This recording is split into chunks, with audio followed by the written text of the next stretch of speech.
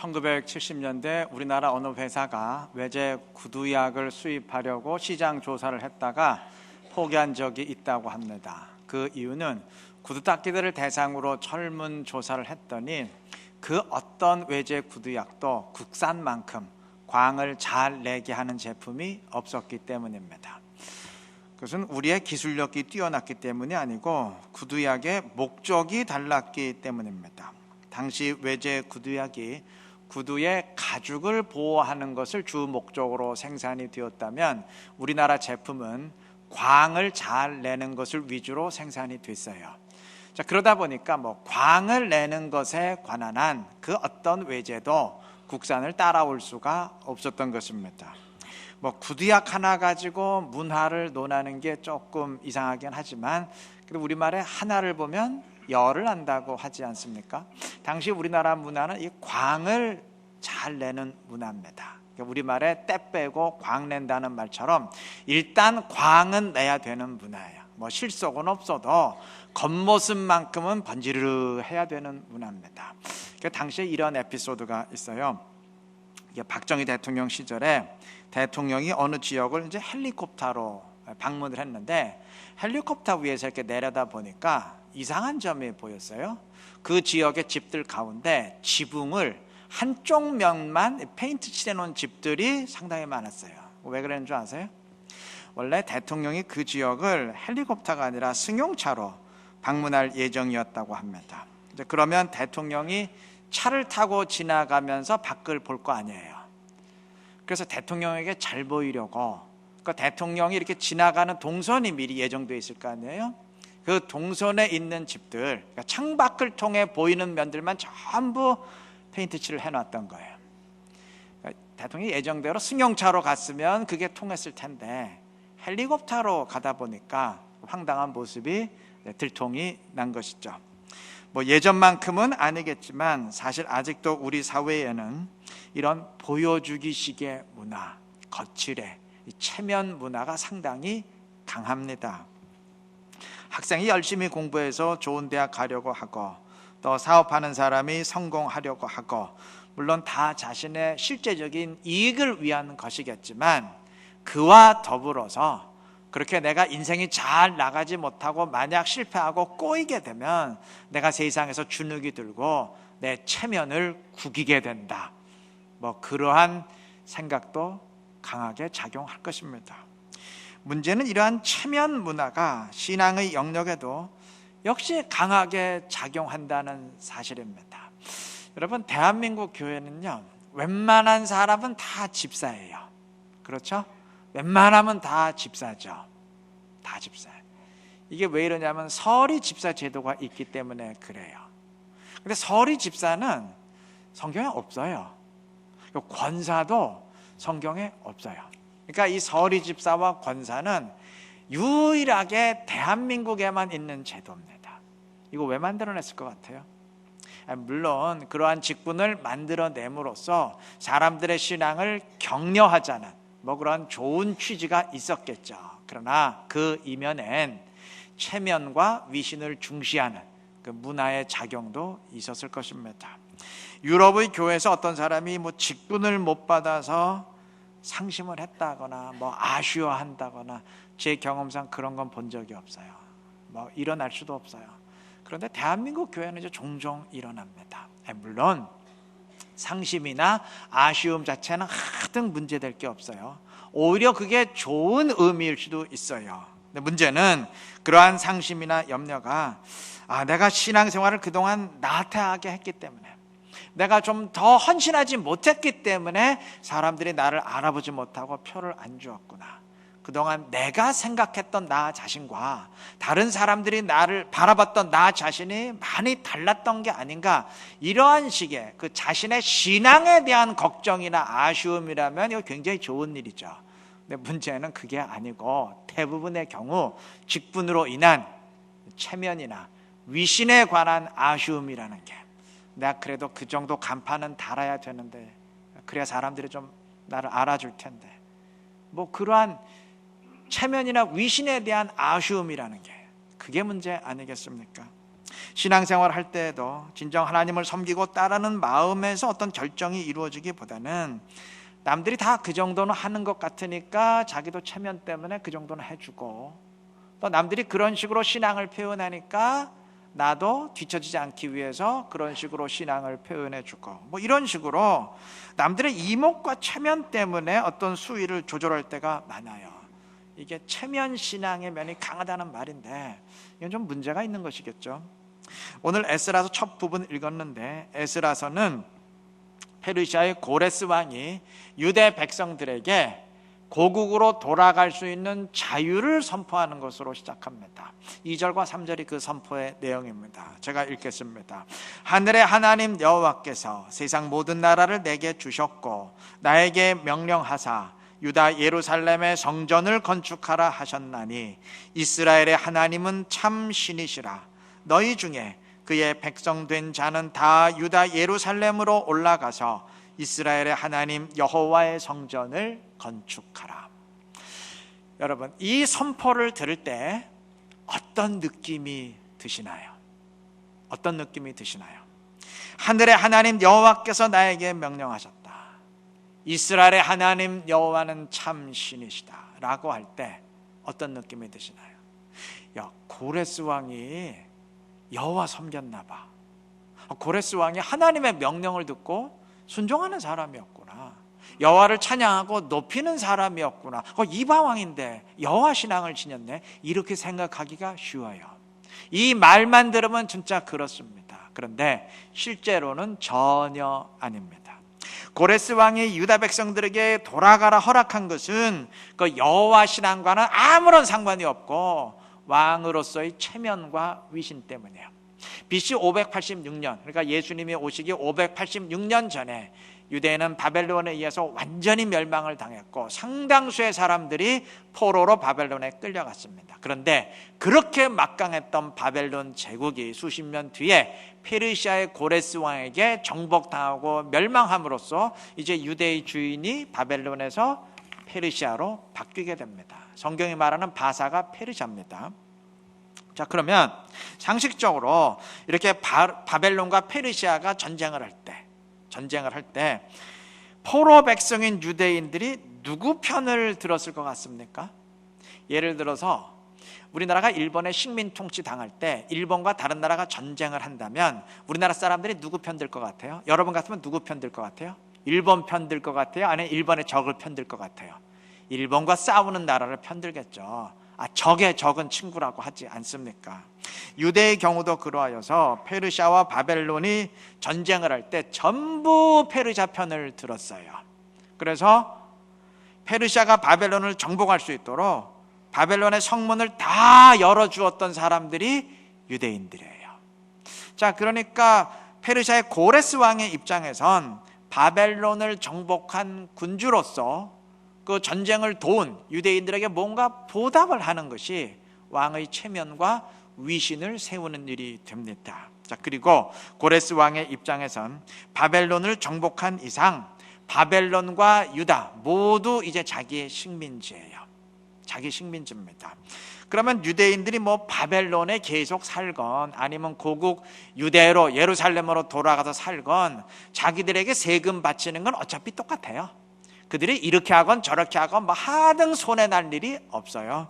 그래서 왕의 위신도 세우고 또 자신이 그만큼 자비롭고 또 은혜를 갚는 마음이 넓은 군주라는 것을 선전도 할 겸 유대인들에게 돌아가고 싶은 자들은 다 돌아가라 선포하게 된 것입니다. 그러니까 고레스 왕의 입장에선 이쪽 주머니에 있던 돈을 다른 쪽 주머니로 옮기는 뭐 그것밖에 안 되는 거예요.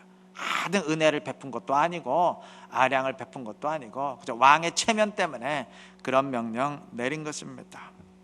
자, 그러면 왜 하늘의 하나님 여호와께서 자기에게 그렇게 명령을 하셨다느니 또 이스라엘의 여호와가 참 신이시라니 신이라니 뭐 하면서 이렇게 경건한 척을 했을까요? 역시 왕의 위신과 체면 때문이에요. 당시 왕들이 식민지 국가에게 명령을 반포할 때 그 민족의 문화와 종교를 존중해 주는 것이 관례였어요. 그게 외교적 표현입니다. 또 그렇게 하는 것이 왕으로서 어떤 품격을 드러내는 일이었습니다. 그래서 고레스 왕도 자신이 그 정도 품격을 지닌 왕이라는 것을 좀 드러낼 심사에서 그래 유대인들의 어떤 종교적인 언어를, 유대인들이 좋아할 만한 언어를 구사해 준 겁니다. 물론 그렇게 유대인의 종교와 문화에 맞게 문서를 작성해주고 수정해주는 보좌관들이 옆에서 다 써주고 도와줬겠죠. 자, 그러니까 한마디로 말해서 고레스 왕의 모습이 뭐 겉으로 볼 땐 참 경건한 것 같지만 실제로는 전혀 아니었다는 말입니다.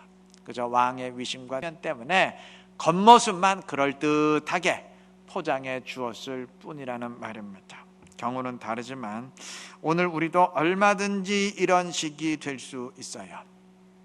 신앙 고백도 하고 찬양도 하고 예배드리고 겉모습만 보면 참 경건한 것 같고 하나님을 향한 신앙을 지닌 것 같은데 실제로는 아닐 수 있어요. 그저 다른 교인들의 이목 때문에 내가 직분이 있는 사람이니까 그래도 이 정도는 맞춰줘야 하지 않겠어? 라는 체면 때문에 적당히 분위기를 맞춰주는 것일 수 있습니다. 그건 참신앙이라 할 수 없겠죠. 여러분, 사람은 그 누구건 존재가 고정되어 있지 않고 상황에 따라서 달라집니다. 누구건 책을 읽을 땐 독자가 되고 버스나 지하철을 타면 승객이 되죠.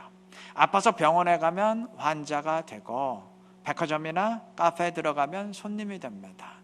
자식에게는 그 누구건 아버지나 어머니가 되고 여러분 외국을 나가면 그 순간 여행객이 됩니다. 그리고 그에 따라서 그 상황에 따라서 행동이 달라지게 돼 있습니다. 의사가 환자 진료할 땐 당연히 의사로 행동하지만 병원을 나와서 식당에 가면 그땐 손님으로 행동하지 거기서도 의사로 행동하지는 않아요. 집에서 키우는 반려견과 함께할 땐 당연히 그 개의 주인으로 행동하지만 지하철을 타면 승객으로 행동하지 거기서도 무슨 주인 행세하려고 하지는 않습니다. 최소한의 상식이 있는 사람이라면 내가 어떤 상황에서 어떻게 행동해야 된다는 의식이 있고 그에 따라서 그 상황에 맞게 자신의 행동을 하게 돼 있습니다. 그 상황에 자신의 행동을 맞추어 주게 돼 있어요. 지금 우리의 신앙생활이 혹 지금 이러한 차원에서 이루어지고 있는 것은 아닌지 우리 냉정히 반성해야 될 것입니다.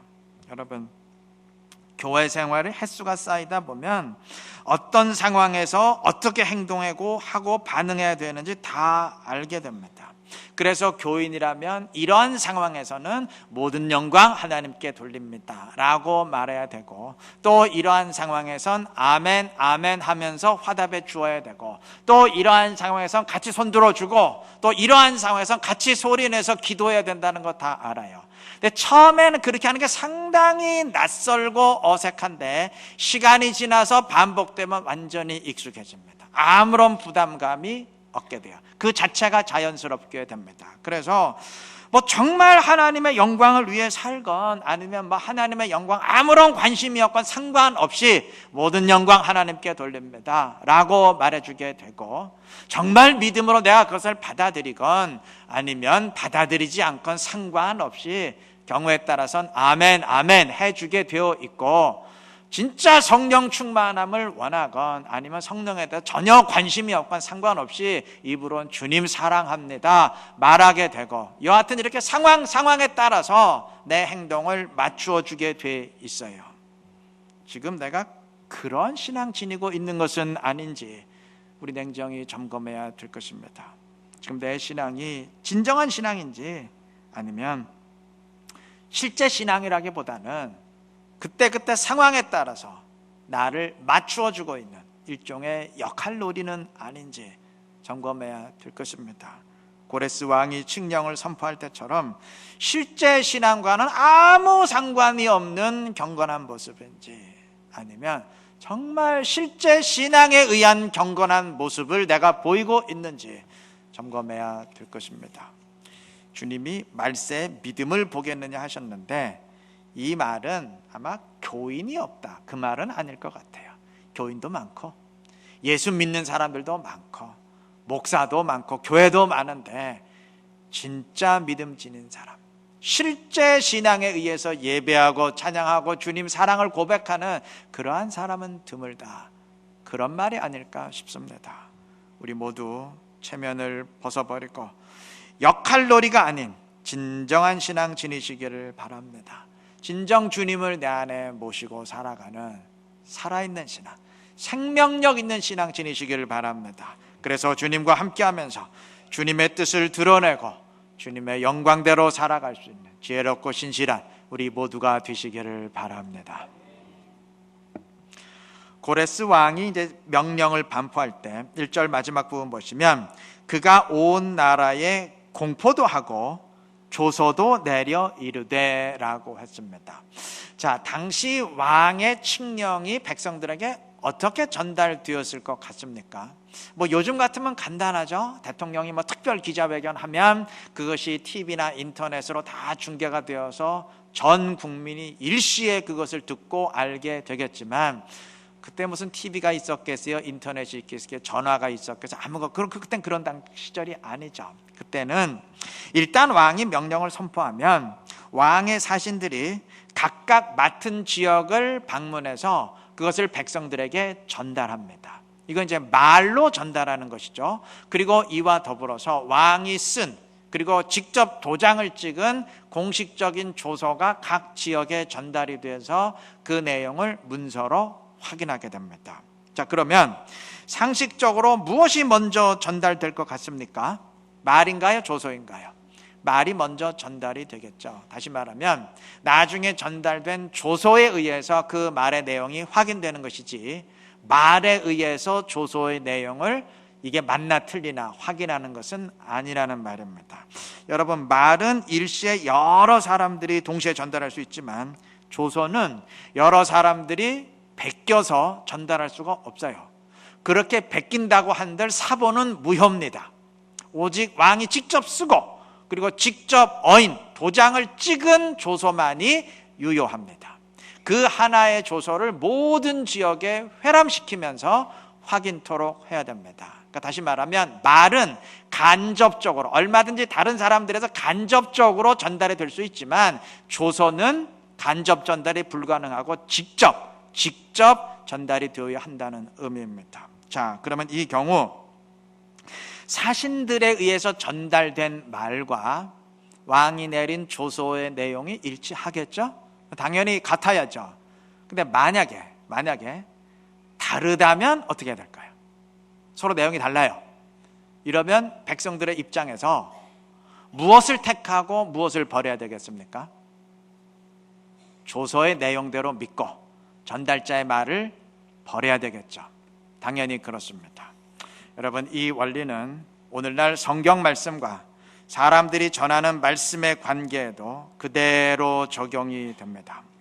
만왕의 왕이신 하나님께서 우리에게 그의 뜻을 공포하셨고 그것을 기록해 주셨습니다. 그것이 성경 말씀입니다. 그리고 오늘날에도 많은 사람들이 사신이 되어서 그 내용을 부지런히 사람들에게 전달합니다. 때로는 목사가 설교자로 전달하기도 하고, 때로는 책의 저자가 전달하기도 하고, 방송 매체가 전달하기도 하고, 하여튼 여러 사람들이 왕의 사신으로서 그 공포한 말씀의 내용을 사람들에게 전달합니다. 자, 이때 사람들이 전달하는 내용과 성경의 내용이 일치하면 아무 문제가 없어요. 그냥 그대로 받고 순종하면 됩니다. 그런데 천에 하나 만에 하나 만약 다르다면 어떻게 해야 되겠습니까? 그때는 무엇을 택하고 무엇을 버려야 되겠습니까? 만왕의 왕이 내린 조서, 즉 성경을 택하고 전달자의 말을 버려야 됩니다. 그 어떤 경우든, 그 어떤 유명한 사람의 말이건 예외 없이 반드시 적용되어야 할 원리입니다. 본문 당시 백성들의 입장에서 사신들의 말이 전달되었다고 모든 게 끝난 게 아니에요. 그 뒤에 오는 조서의 내용을 통해서 그 말의 진위 여부가 반드시 확인이 되어야 됩니다. 그래서 일치할 때만 그걸 받아들여야 됩니다. 오늘 우리의 신앙의 패턴도 그렇습니다. 여러분, 설교자의 말을 들었다 그래서 다 끝난 거 아니에요. 유명한 목회자가 선포했다고 해서 그게 곧 진리가 되는 거 절대 아닙니다. 베스트셀러의 내용이라고 해서 그게 곧 우리의 규범이 되는 것은 아니에요. 만왕의 왕이 내리신 조서, 즉 성경에 의해서 그 내용이 확증이 되어야 됩니다. 성경과 일치해야 됩니다. 예외 없이 적용돼야 될 원리입니다. 남들을 통해 들은 말만 그런 게 아니에요. 내가 직접 들은 것에 대해서도 마찬가지입니다. 때로 나에게 신비한 음성이 들릴 수 있어요. 어떤 말로 설명하기 힘든 현상이 나에게 보여질 수도 있습니다. 때로는 정말 어떤 영적인 감동이 물밀듯이 나에게 밀려들 수 있습니다. 그때도 마찬가지예요. 이때도 들었다고 다 끝난 게 아니에요. 신비한 현상이 보였다고 해서 그게 곧 진리가 되는 것 절대 아닙니다. 영적 감동이 나를 완전히 사로잡았다 그래서 내가 무조건 그렇게 해야만 되는 거 아니에요. 만왕의 왕이 내린 조서, 성경에 의해 확증돼야 됩니다. 성경의 내용과 일치해야 됩니다. 만약 그게 아니라면, 만약 일치하지 않는다면 무조건 버려야 됩니다. 과감히 버려야 됩니다. 그 누구의 말이라도, 그 어떤 유명한 사람의 말이라도 반드시 버려야 됩니다. 오직 성경만이 우리의 삶과 신앙의 유일한 기준입니다. 그것을 붙들고 따를 때 주님의 뜻이 이루어질 것입니다. 사람의 뜻이 아닌 주님의 뜻이 이루어질 것입니다. 뜻이 하늘에서 이루어진 것 같이 땅에서도 이루어지게 될 것입니다. 그때 이루는 교회가 진정한 의미에서의 이루는 교회를 이루게 될 것입니다. 우리 그런 교회 이루는 모두가 되시기를 바랍니다. 그래서 사람의 뜻이 아닌 주님의 뜻을 이루고 주님의 영광 드러내고 주님을 기쁘게 할 수 있는 지혜롭고 신실한 우리 이루는 게 모든 성도님들 되시기를 바랍니다. 고레스 왕이 유대인들에게 돌아갈 수 있는 자유를 허락했지만 모두가 다 귀환한 것은 아닙니다. 그 뒤에 성경 내용을 보면 1차로 4만 2천 명이 조금 더 되는 사람들이 돌아갔고 그 뒤 2차, 3차 귀환이 이루어지게 되는데 돌아간 사람보다 안 돌아간 사람들이 훨씬 더 많았어요. 그건 당연한 일입니다. 우리 생각엔 야 고향으로 돌아간다는데 다 돌아가지 그럴 것 같지만 아니에요. 상황은 그렇게 녹록지가 않아요. 왜냐하면 이미 이들은 수십 년 동안 이방 땅에 살면서 거기 다 정착을 했어요. 거기 삶의 터전을 다 이루었어요. 그리고 유대는 멸망당한 나라이기 때문에 이미 다 폐허가 됐습니다. 거기 돌아가면 모든 걸 자기가 개척하는 사람이 되어야 돼요. 그러니까 인생의 터전을 버리고 그 폐허로 돌아가서 다시 개척하는 삶을 살아간다는 게 결코 쉬운 일이 아니죠. 그래서 돌아가기를 주저한 사람들이 사실 훨씬 더 많았습니다. 자, 이러한 상황에서 고레스 왕은 돌아가지 않으려는 자들에게도 명령을 내립니다. 4절 말씀인데 한마디로 말하면 돌아가지 않고 남아있으려는 자들은 귀환하는 자들을 절대 모른 척하지 말고 그래 너 돌아가? 그래 돌아가 난 여기 있을 거야. 이렇게 절대 모른 척하지 말고 그들에게 은과 금 그리고 그 외에 필요한 모든 물품들을 주어서 보내고 그들이 돌아가서 성전을 건축할 수 있도록 기쁜 마음으로 예물을 드리라 명령했습니다. 5절과 6절은 이 명령에 따른 결과입니다. 그대로 되었어요. 하나님의 감동을 받고 돌아가기를 원하는 자들은 다 자원을 했고 돌아가지 않는 다른 유대 사람들도 그들을 모른 척하지 아니하고 그들에게 자신의 은과 금을 주고 그 외에 필요한 물품들을 다 공급해주고 그리고 그들이 돌아가서 예루살렘을 성전을 건축하는 데 힘이 될 수 있도록 기쁜 마음으로 예물을 드렸습니다. 여러분, 우리는 여기서 하나님의 뜻을 이루기 위한 두 부류의 헌신을 보게 됩니다. 첫째, 몸으로 직접 헌신하는 사람들이에요. 이들은 자기 몸으로 직접 예루살렘으로 가서 성전을 재건함으로써 헌신했습니다. 둘째, 직접 몸으로 가진 않지만 뒤에서 후원하는 자들이에요. 이들은 돌아간 자들이 성전을 건축하는 데 힘이 될 수 있도록 물질로 도왔습니다. 오늘 이 시대 우리의 헌신도 마찬가지입니다. 직접 사역의 현장으로 가는 헌신자들이 있어야 됩니다. 선교사님들이 대표적이죠. 그리고 내가 직접 가지는 못하지만 뒤에서 물질로 후원하는 자들이 있어야 됩니다. 물론 경제적으로 여의치 못하면 물질의 후원이 어려울 수 있어요. 그래도 기도로서 그들을 후원하고 그들의 영적 싸움을 지원해야 될 것입니다. 이것이 우리의 사명이에요. 때문에 그리스도인이라면 그 누구든 예외 없이 직접 가든 뒤에서 물질로 후원하든 그마저도 없으면 기도로 후원하건 다 함께 후원하고 참여하는 동역자들이 되어야 될 것입니다. 그것이 교회에 주신 사명입니다. 이 사명 꼭 기억하시길 바라요. 그 누구도 예외가 있을 수 없습니다. 그래서 이 사실 분명히 인식하는 가운데 그리스도의 몸을 이루는 지체로서 주님의 뜻을 함께 이루어가는 주님의 동역자가 되는 우리 모두가 되시기를 그리스도의 이름으로 축원합니다.